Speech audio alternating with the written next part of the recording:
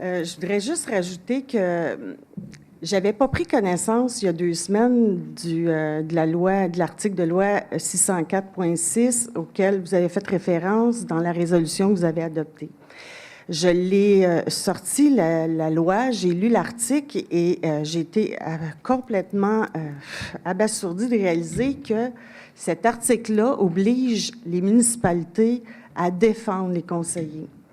Alors moi, ce que j'ai compris suite à ça, c'est que la décision que le conseil de ville a prise il y a 2 semaines va tout à fait à l'encontre de cette loi-là.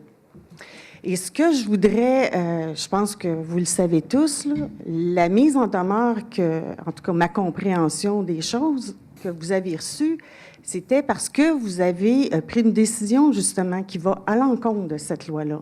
Alors, on s'est doté d'institutions, on s'est doté de lois et un conseil de ville prend des décisions qui vont à l'encontre des lois, ça n'a pas de bon sens.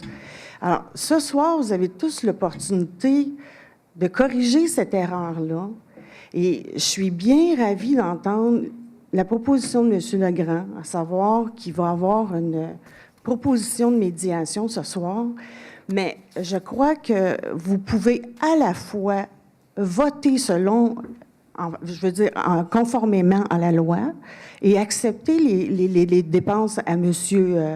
Laplante et à la fois aller ensuite en médiation. Alors moi, je suis d'accord que oui, il y a des limites à ce que les gens peuvent dire, mais il y a des limites à ce que les gens peuvent faire.